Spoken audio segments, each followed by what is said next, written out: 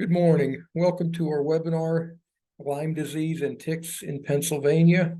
My name is Dane Sprankle. I'm a consultant with the Pennsylvania OSHA Consultation Program. The webinar will consist of a PowerPoint presentation along with question and answer during the PowerPoint through chat. The questions that are posted to chat will be answered during the webinar, although there may be some that require a little bit more time for an answer, but for those, we will post an answer within 7 days of airing the webinar this morning. General overview of what's going to be addressed. I'm going to talk about the scope of ticks and primarily in Pennsylvania, but nationwide to an extent, and the statistics that go along with that. OSHA regulations that may apply to occupational exposure to ticks, identification of ticks that are prevalent and present in Pennsylvania, where tick bites are likely to occur, when they're likely to occur as well, more from a time of year standpoint, types of tick-borne illnesses, again with more emphasis on Lyme disease, prevention and treatment of tick-borne illnesses, and resources that are available for those that wish to do a little bit more research or to maybe look up some information that I'm not gonna get to during this webinar. The scope and statistics, just some general information. Pennsylvania has for many years led the nation in occurrence of Lyme disease, so it's a very relevant topic for Pennsylvania employers as well as just anybody that lives in Pennsylvania. All Pennsylvania counties have had cases of Lyme disease, so there's no one part of the state that would be exempt or not really have to worry about this issue. Again, disease carrying ticks, from a national perspective, they're present in all contiguous 48 states. In Pennsylvania, in 2021, which was the most recent data I could find, there were about 3,700 reported cases of tick-borne diseases, and that includes Lyme disease as well as a few others. The Lyme disease constituted the vast majority of the cases in Pennsylvania. Nationwide, more than 50,000 tick-borne diseases are reported annually, and key there is reported, as noted on the last bullet, that the CDC estimates that the number of cases that actually occur, which would include reported and unreported cases, may be as high as 476,000. So there's probably quite a few that occur that are not reported.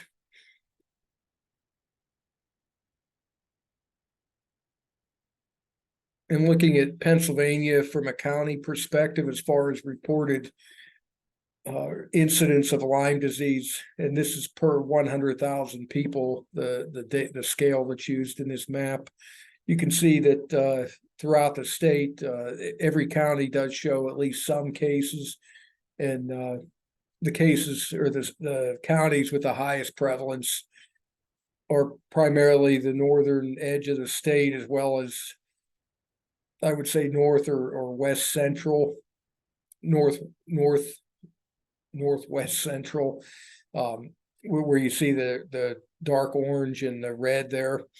Those counties have the highest prevalence of cases of Lyme disease. But again, all counties have some incidence of it, so it's good information for any part of the state.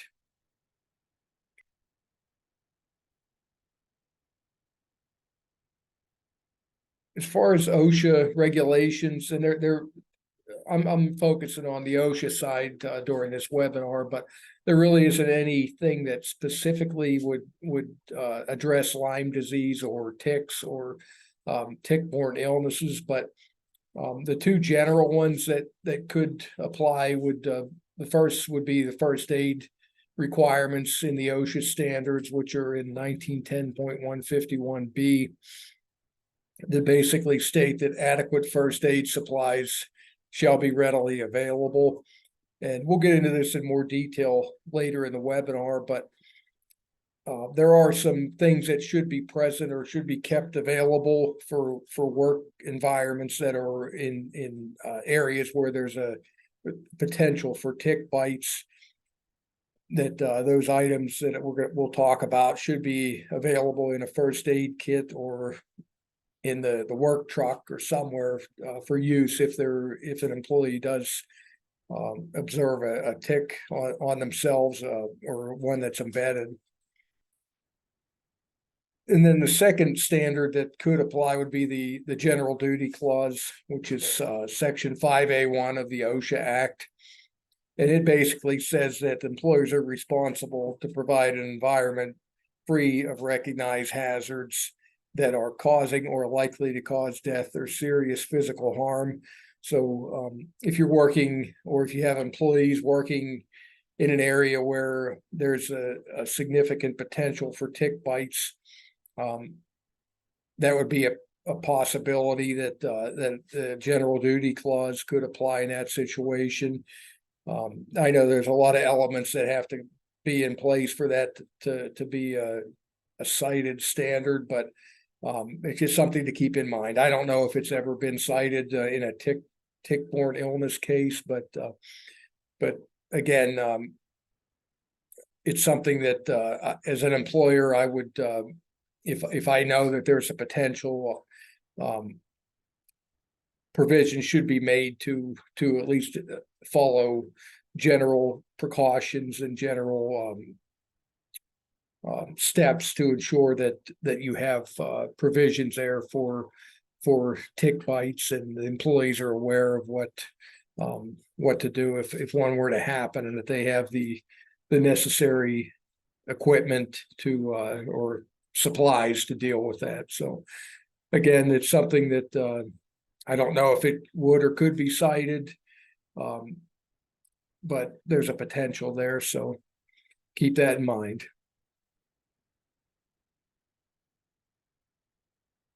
So what are the types of ticks that we have in Pennsylvania?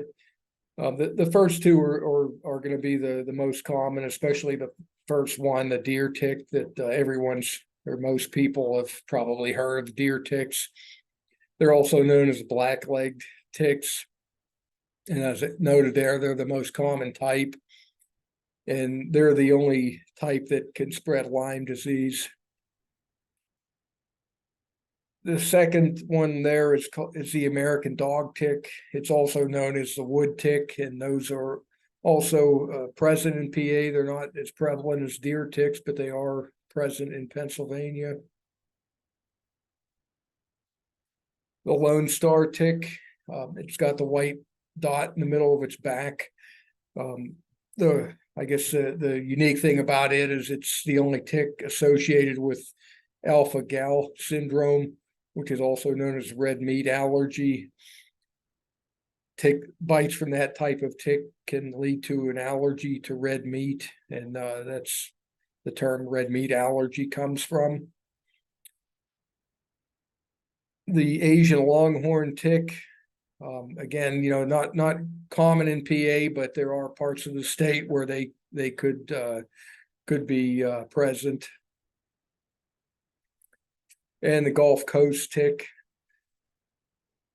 you can see it's got a white patch toward the front, but again, not real common in PA, but they do exist in the state.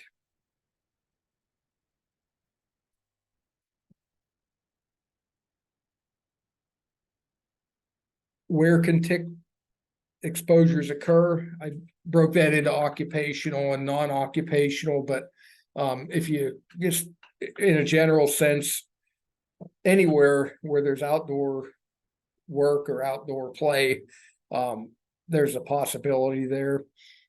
But from an occupational perspective, the industries that obviously, just from a common sense perspective, where those exposures and outdoor work takes place, construction, obviously landscaping, logging, utilities, parks management, any work, frankly, in parks, maintenance management, etc., and any other outdoor occupations that that you can think of. I mean, frankly, again, being outside, especially if it's in an area where there's brush or woods or grass or whatever, any of those environments can contain ticks.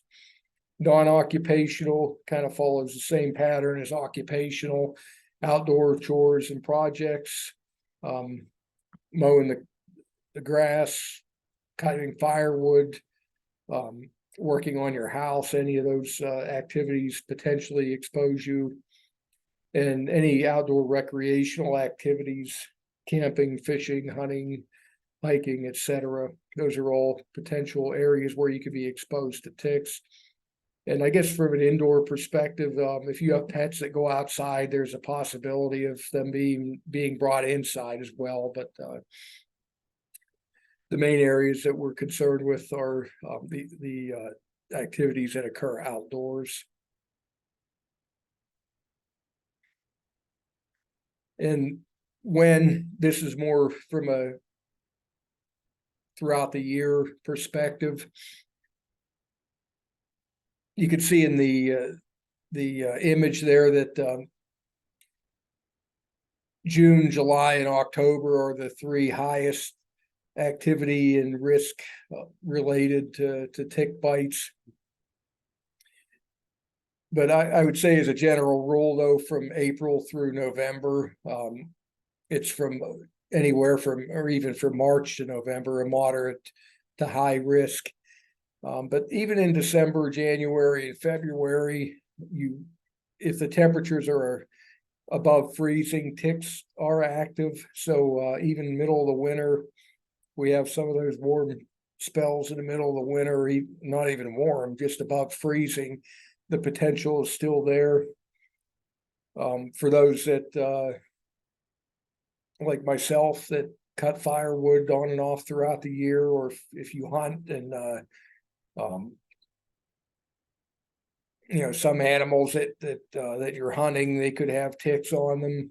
And again, even your pets could have ticks if they go outside and bring them inside. So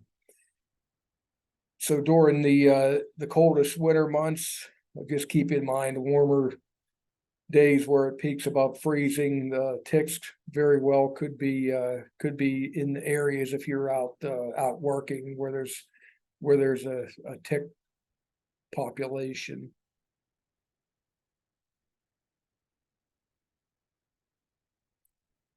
So what are the tick-borne illnesses that we're talking about? Again, primarily in Pennsylvania, it's going to be a Lyme disease.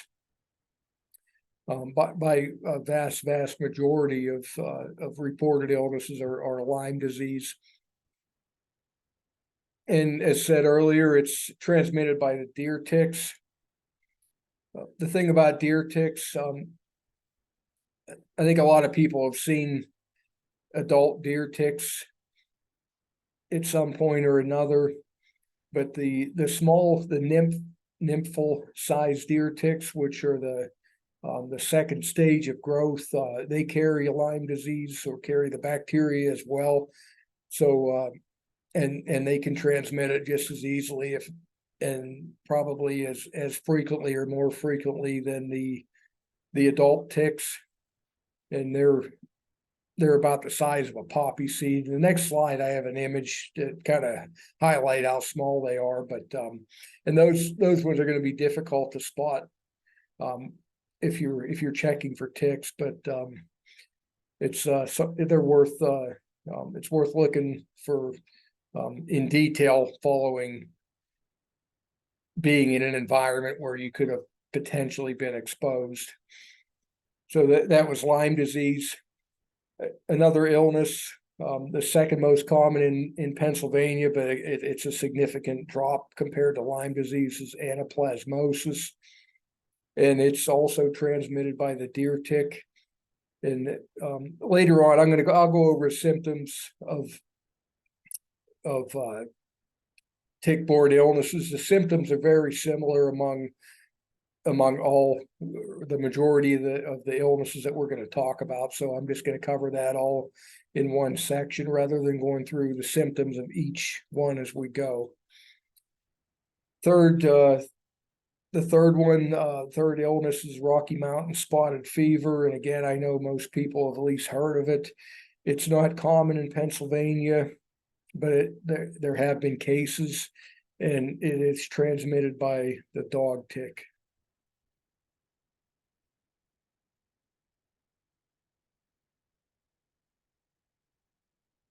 And just to go back to the nymphal sized deer ticks to give you an idea of how small they are. This is from an image from the CDC, and showing a poppy seed muffin with 5 nymphal deer ticks on it. And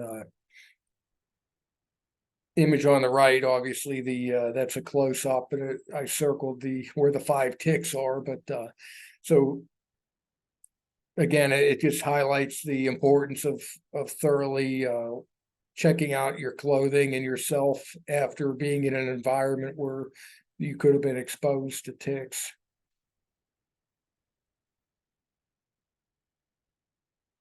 Okay, and continuing with tick-borne illnesses, another one that can occur in PA is ehrlichiosis, and it is transmitted by the Lone Star tick.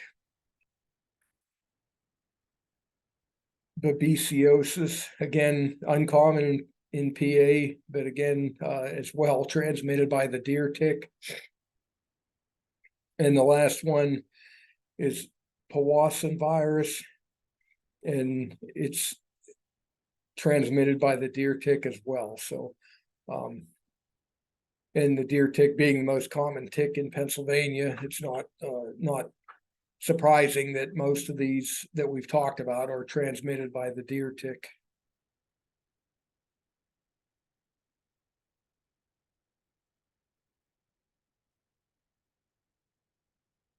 As far as preventing tick-borne illnesses and tick bites, I guess the 3 main approaches, well, 4 actually, but the 3 that we're going to cover on this slide. The first is proper clothing. And the one that's probably, especially in the fall and summer, that's hard to adhere to, I guess, is wearing long sleeves. I think we're all guilty of, when it's hot out, not wanting to wear long sleeves, but it's highly recommended if you're working in the woods, if you're cutting timber, if you're in any environment really where there's a potential exposure to ticks, to wear long sleeves. And light colored clothing is recommended, mainly because it makes it easier to spot ticks that are on your clothing. Tucking your pants into either your work boots or into your socks is another way to at least prevent them from getting to your skin. And wearing a hat, and if you have long hair, tying it back or putting it up to prevent another place for them to get to hide and find their way to the skin. Repellents are recommended as well, and this would be pretty much any reputable insect repellent. The main thing is the active ingredient, recommended active ingredient should be either DEET or picaridin, and that would be on the label, of course, of it, if whatever you may purchase. But I would look for, it's recommended that you look for that one of those 2. There are some other other types out that are somewhat effective, but the most effective are known to be the DEET and picaridin. Those are repellents. Now, the last bullet there is actually an insecticide that you would not use on your skin. The repellents would be used on your skin. Permethrin is actually an insecticide that would be sprayed on your outer clothing and your gear, and it actually would kill ticks or other insects that may get on your clothing or your gear. And it's available. It would be listed prominently on the label of any product you buy that contains it, but it can be purchased at most hardware stores, commercial supply stores, department stores. So, but that's one that's highly recommended. Again, not for on your skin, but it would be on your clothing and on any gear that you would have with you.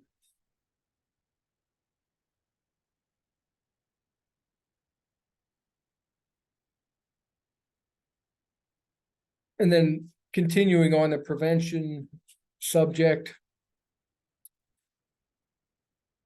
post exposure, post potential exposure to ticks. Once you get home and you're getting ready to go indoors, or if it's your work environment, the first thing you want to do is check your clothing, look for visible ticks on your clothing. Ideally, you could or would do that outside prior to entering residence or even a vehicle. One thing you can do is if you have a dryer at your workplace or obviously at your house, is to place the clothing in a bag before you enter the house, the outer clothing, and put it in the dryer for at least 30 minutes. And that will kill any ticks that you missed when you were looking at doing your clothing inspection prior to going inside. And that applies to the equipment and gear. Obviously, you're not going to put that in the dryer, but make sure you thoroughly look it over and remove any ticks that might be visible. Shower once you're inside. Ideally, if you have the opportunity to get a shower quickly after coming indoors, especially focusing on areas that are known to be areas of the body where ticks tend to seek out, and that would be pretty much any area that tends to be hot or where you tend to sweat more. Feet, armpits, behind your knees, elbows, hair, especially if you have long hair. Make sure you thoroughly wash it, and maybe even consider washing it twice. Waist area, groin area, just, and if you don't get a shower right away, make sure that you do it at least in a reasonable amount of time following being out in an environment where you may have been exposed to ticks. And if you do find any ticks on your body that are embedded, they need to be removed properly, and we're going to go over that in more detail on the next couple of slides.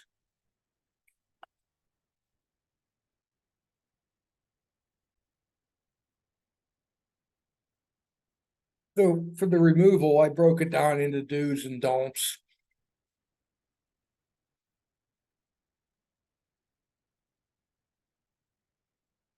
The main, I guess the process, the first part of the process is to make sure you have the proper materials before you try to go through the removal process. And that's going to be to ensure that you have rubbing alcohol, either tweezers or some type of tick removal tool that you purchased, or a lot of times at different events where there's vendors and whatnot, they have tick removal tools that are sitting on their table that are free. But there's a couple images on the right showing some examples of tick removal tools, but tweezers are just as effective, and most people do have tweezers in their medicine cabinet. A few other things you should probably have, or at least one, is a cup to put some rubbing alcohol in for dropping the tick into once you remove it, because that will kill the tick. And you may want to have some type of packaging if you're planning to send the tick to have it tested. The places where you send it, that's something you would want to know ahead of time, what they require for packaging. Just for my own quick research, it looks like most of them require you to put it in some type of bag.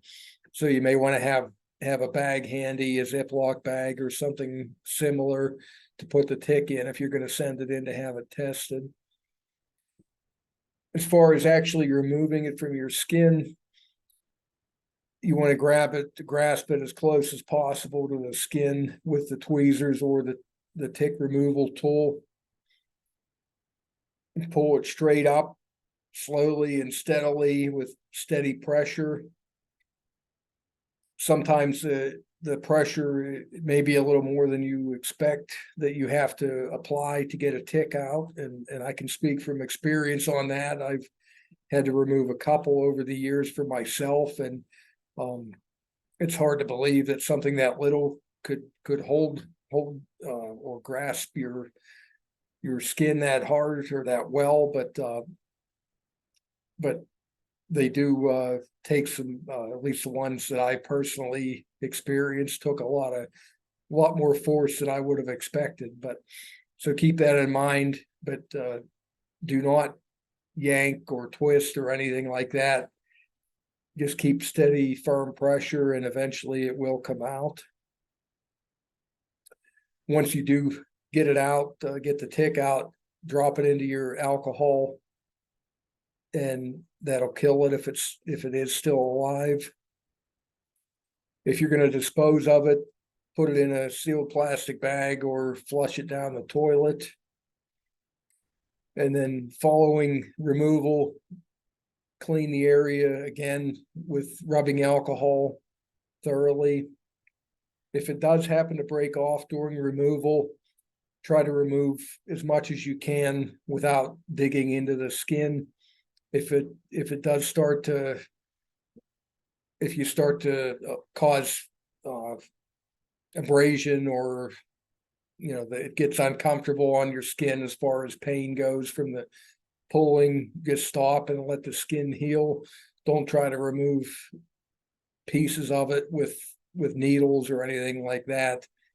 You're better off in that case just to allow what's remaining in your skin, allow it to heal, and watch for signs and symptoms of any tick-borne illness afterward.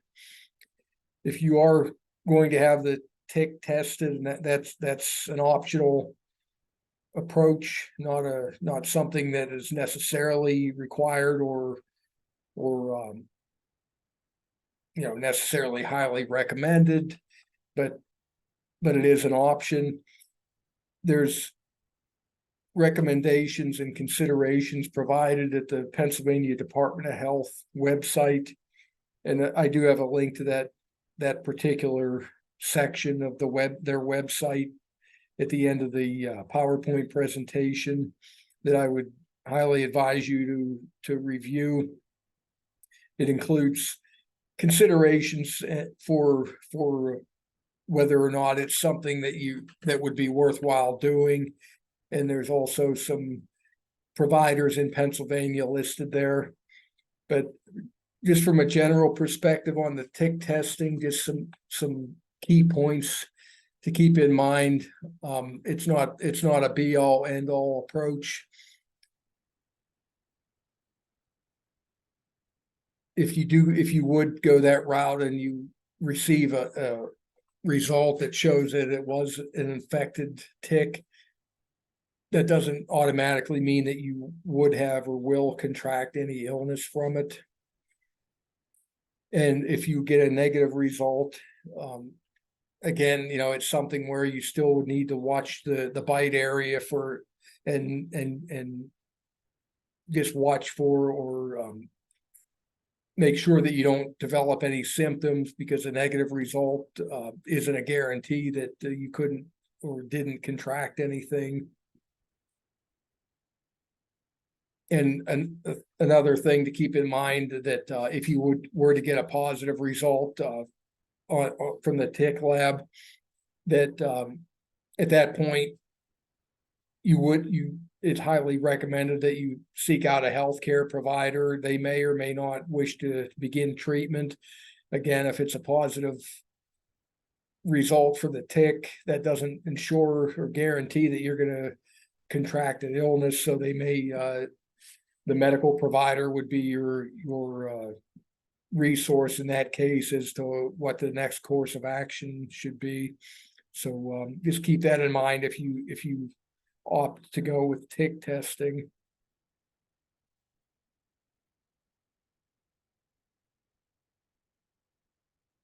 The do nots for removing ticks. The first one there is, I've heard that one my whole life, and I think a lot of middle-aged people probably have, maybe even young people, that to try to burn the tick, light a match and blow it out and touch it to the tick. And that's not a recommended approach. Probably the only thing you're going to burn is yourself in that case. It's not shown to be effective. Another myth or fallacy that you hear is cover it with Vaseline or some other type of cream to smother it. Again, that's not effective. You really need to get it out of your skin using one of the methods that we've talked about earlier. Painting it with nail polish, again, that's not something you should do. Definitely don't crush it thinking that that'll kill it and it'll just fall out on its own. And as mentioned earlier, while you're removing a tick, don't jerk or twist thinking that that'll cause it to release its grip. In that case, you'll just break it off, and you'll resort to trying to dig out what pieces you can. Again, to reiterate, steady, slow pressure will, in most cases, cause it to release, and you'll be able to get it out.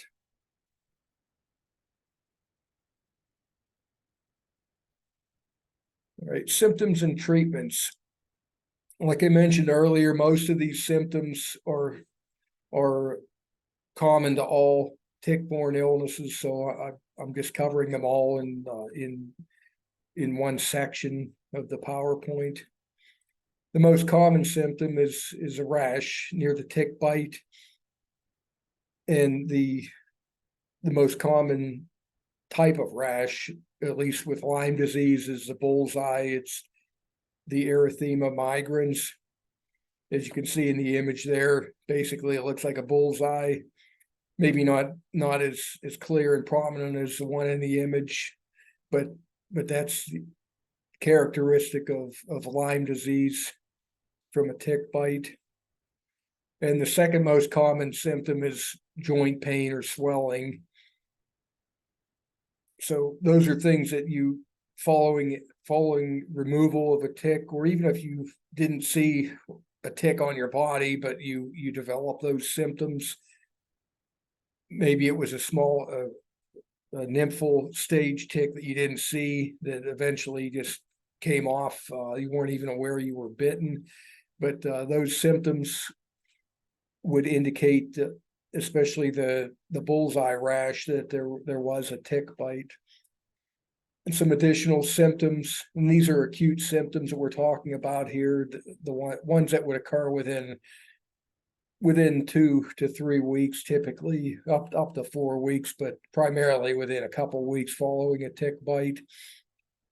Fever and chills, headache, muscle pain, vomiting, diarrhea, general fatigue, alpha-gal syndrome. We talked about that earlier with the Lone Star tick bite, the red meat allergy. And the Powassan virus, that's the only one that is typically symptom-free.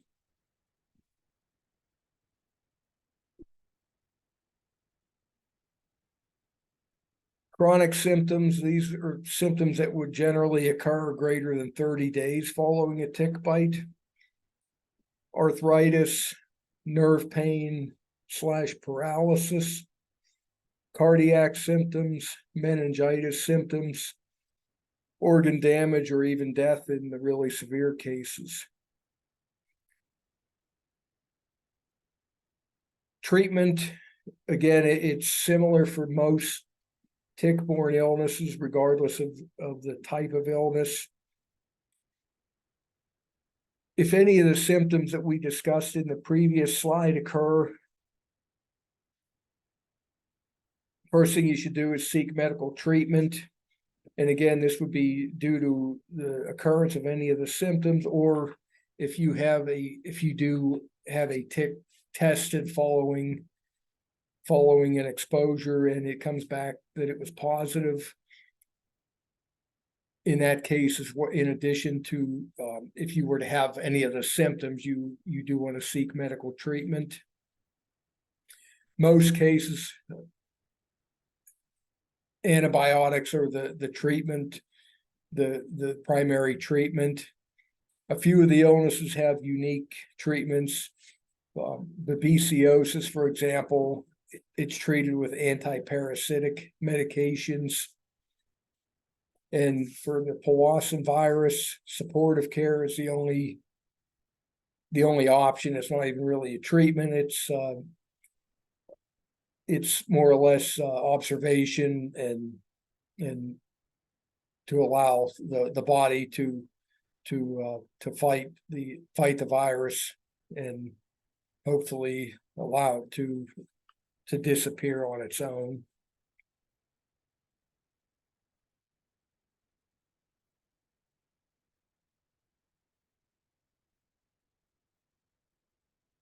Just to kind of sum up this acronym from the Pennsylvania Department of Health brochure called Ticks of Pennsylvania and the Diseases They Carry, TICK. I just thought it was a good way to display the general way to prevent tick-borne illnesses using TICK, tick. T is for treat clothes and shoes with permethrin. I, use insect repellent. C, check for ticks. And K, keep watch for signs and symptoms of tick-borne illnesses. So that's a good way to remember how to keep yourself safe if you're working in an environment, or if you're outside at your doing recreational activities or working at your home, to remember those 4 letters to help you address potential tick exposures and tick-borne illnesses.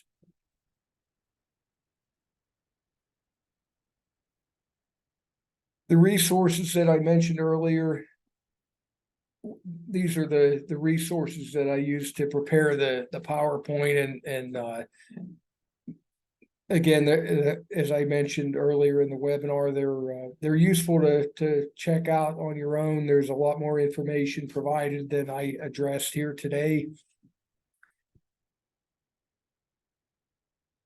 The very last bullet, the tick testing, is the one that if you go to that link, it provides more details and just considerations if you're thinking about having a tick tested, or if you're an employer and you want to have a program for testing of ticks that maybe your employees have been when they've been exposed and bitten.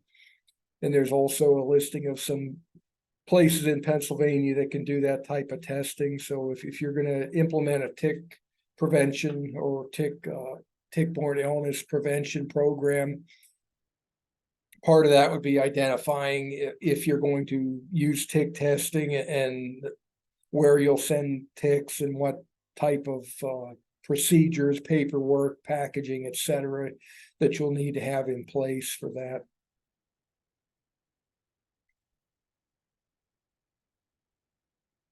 just to wrap up with our consultation program website, the homepage for companies, and I know a lot of the companies, and maybe most of the companies that are tuned in today have used our program or know somebody that has.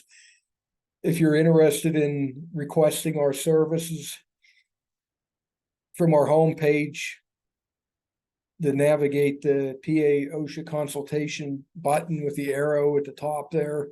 If you want to make a request, you would click on that button and scroll down to the consultation request form. That's where you can enter your information to make a request. We're also available, or I'm sorry, we do have a YouTube channel now, and this is the homepage at our YouTube channel where we post our webinars are available. There's some videos there about the consultation program in general, where we are, how a consultation process works.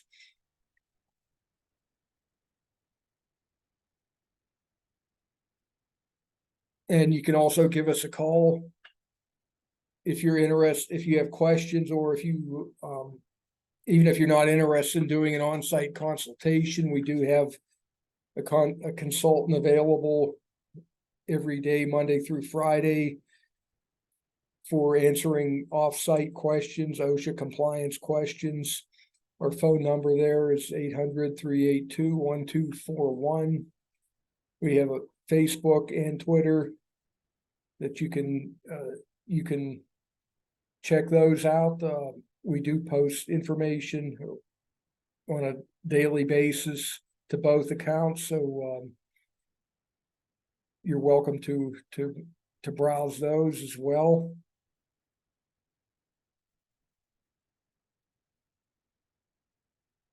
And again, there's our phone number and our website. I want to thank everybody that attended, and again, just to reiterate, if there were questions that we were unable to answer during the webinar, that the answers will be posted within 7 days. And again, thank you for tuning in, and have a good day.